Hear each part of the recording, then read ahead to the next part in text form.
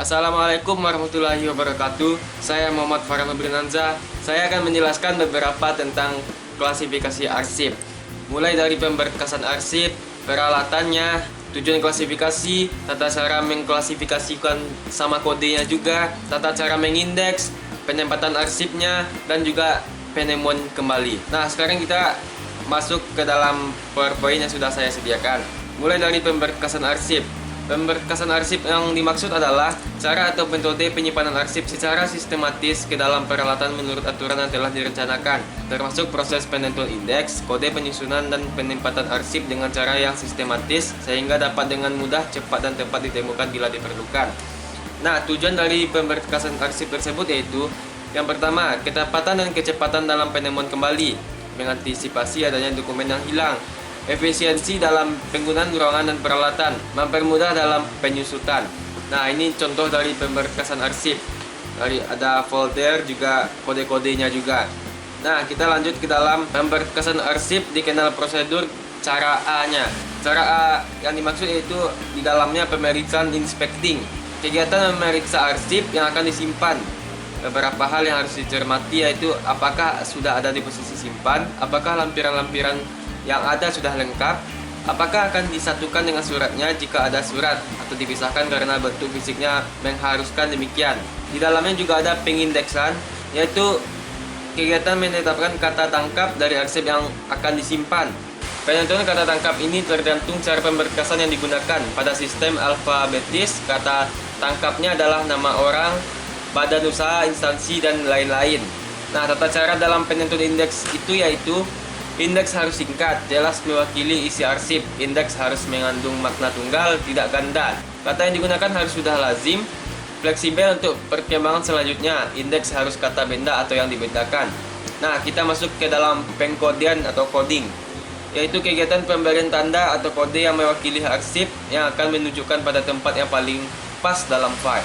Selanjutnya adalah pembuatan tunjuk silang atau cross reference. Tunjuk silang tersebut dipergunakan apabila ada arsip yang mempunyai dua masalah atau lebih, apabila ada pergantian nama, nama orang, organisasi atau perusahaan, dan lain-lain.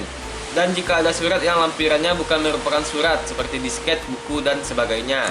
Selanjutnya juga ada penyortiran atau sortir, pembuatan label atau labeling, pemberkasan atau filling, yaitu kegiatan memasukkan arsip ke dalam folder yang sesuai. Nah, kita masuk ke prosedur pemberkasan arsip cara B. Yang pertama itu pemeriksaan atau inspecting. Selanjutnya yaitu ada penentuan indeks subjek, kode klasifikasi arsip, dan arsip disusun berdasarkan subjeknya, yaitu tentukan indeks subjeknya, tentukan kode klasifikasinya, arsip disusun berdasarkan tahun. Nah, selanjutnya juga ada pengindeksan, tidak jauh beda dengan cara prosedur yang A tadi. Nah, ini bentuk dari pemberkasannya.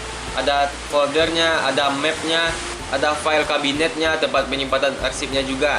Sekarang kita masuk ke pengertian sistem pemberkasan abjad, yaitu sistem penyimpanan arsip yang didasarkan pada urutan abjad mulai dari A sampai Z. Dari kata tangkap nama baik itu nama orang maupun nama badan atau organisasi. Nah, selanjutnya jenis sistem pemberkasan. Yang pertama yaitu sistem pemberkasan abjad atau alphabetical filling system.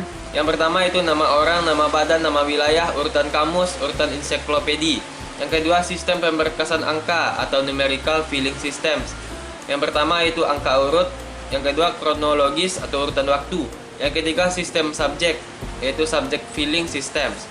Nah, di sini juga ada peralatan untuk pemberkasan arsip tersebut. Yang pertama itu filling kabinet, yang kedua roll opak atau rak bergerak, yang ketiga sekat atau guide.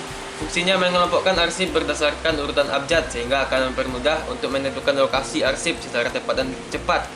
Jenisnya premier, sekunder, dan tersier. Yang keempat yaitu folder, tempat seperti map yang terbuat dari bahan kertas atau manila yang berfungsi untuk menempatkan arsip, untuk menyimpan arsip, dan lain-lain. Dalam peralatannya juga termasuk yaitu label. Label yang dimaksud adalah kertas yang ditempelkan di tab atau guide. Label yang dipergunakan sebaiknya mempergunakan kertas yang berkualitas agar tidak mudah rusak, mudah dihapus, dengan tidak meninggalkan bekas dan mudah dibaca karena berwarna terang.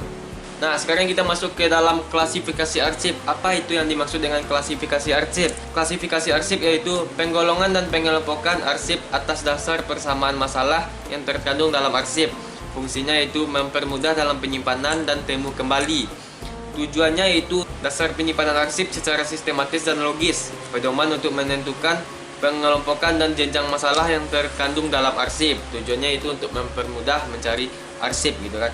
Sekarang kita masuk ke dalam tata cara penyusunan klasifikasi, yaitu unsur utamanya unsur fungsi organisasi. Fungsinya meliputi seluruh tanggung jawab yang dibebankan organisasi untuk melaksanakan kegiatan tersebut.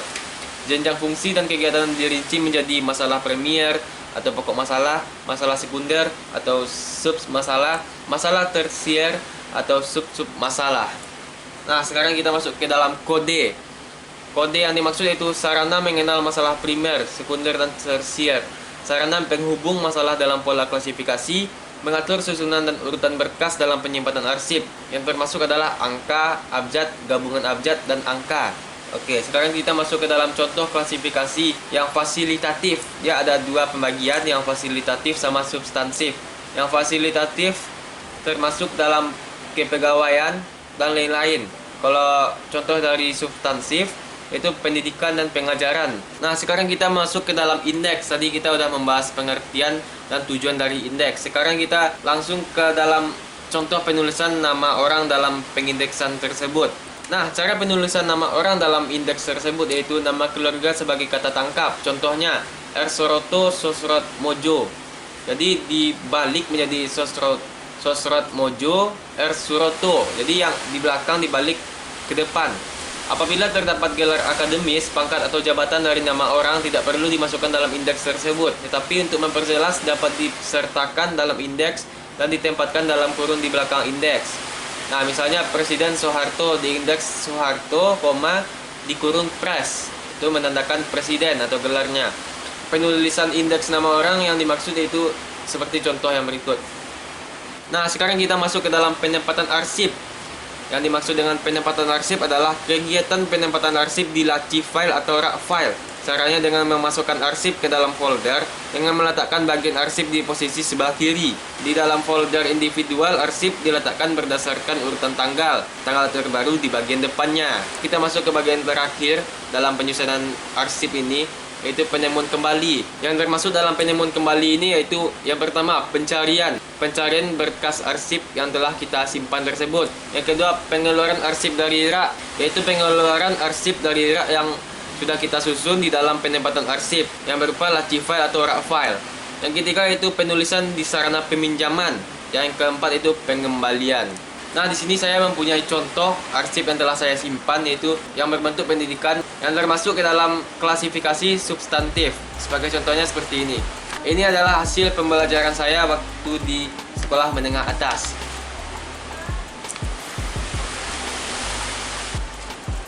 Nah, arsip yang saya punya ini jangan dilihat dari nilainya, tapi dilihat dari cara saya menentukan klasifikasinya dan pemberkasan arsip tersebut. Oke. Nah, di sini saya akan melakukan pemberkasan arsip. Di sini saya udah punya arsip berupa penilaian hasil belajar di sekolah menengah atas. Dari pemberkasan arsipnya, menyiapkan peralatannya, menentukan klasifikasinya baik fasilitatif maupun substansif, penulisan nama indeks, juga penempatan di dalam map dan raknya sampai kita dapat menemukan kembali arsip tersebut. Nah, di sini saya sudah menyiapkan pemberkasan arsipnya berupa arsip dan peralatannya juga ada map, ada kertas juga untuk menuliskan nama arsipnya sama kode klasifikasinya juga, ada pena juga, dan di sini ada tempat berupa rak arsip tersebut. Nah, tadi saya sudah menjelaskan tentang pemberkasan arsipnya, peralatannya juga. Sekarang kita masuk ke dalam menentukan kode klasifikasi arsipnya. Nah, dari arsip yang saya sediakan tadi, ini adalah penilaian hasil dalam belajar. Jadi itu tuh termasuk ke dalam klasifikasi substantif. Di mana klasifikasi substantif ini terbagi ke dalam DM, pendidikan dasar dan menengah. Juga termasuk ke dalam DM.03 pembinaan sekolah menengah atas. Dan termasuk juga kepada kode 03 penilaian hasil belajar. Nah, di sini saya sudah menentukan kode klasifikasi dari arsip tersebut. Nah, sekarang kita masuk ke dalam pengindeksan nama dalam arsip ini. Nah, setelah menentukan kode klasifikasi arsipnya, kita masuk ke dalam indeks nama. Jadi nama di sini nama saya Muhammad Farhan Febrinanza. Jika diindekskan menjadi Febrinanza, Muhammad Farhan. Nah, menentukan kode klasifikasi arsipnya sama pengindeksan namanya sudah selesai. Sekarang kita memasukkan arsipnya ke dalam map. Nah, di sini juga ada kodenya DM000303 penilaian hasil belajar. Di situ kita sudah menentukan kode klasifikasi arsipnya. Sekarang kita memasukkan arsipnya ke dalam map tersebut. Nah, jika sudah selesai, selanjutnya kita akan memasukkan ke dalam raknya yang sudah diberi kode supaya kita gampang untuk menemukan arsip tersebut. Kita masukkannya. Nah, jadi dalam penemuan arsipnya sangat mudah sekali. Di sini sudah ada raknya dengan kode-kodenya, dan di dalam juga ada mapnya dengan kodenya juga. Di dalamnya ada arsip yang sesuai dengan kode yang telah ditentukan. Nah, jadi kita gampang sekali untuk menemukannya jika kita sudah memberkaskan semuanya. Termasuk kita gampang sekali untuk penemuan kembali dalam arsip ini. Oke, terima kasih sudah menyaksikan presentasi berupa video dari saya, Muhammad Farhan Bernanza. Semoga berguna dan bermanfaat. Saya pamit. Assalamualaikum warahmatullahi wabarakatuh.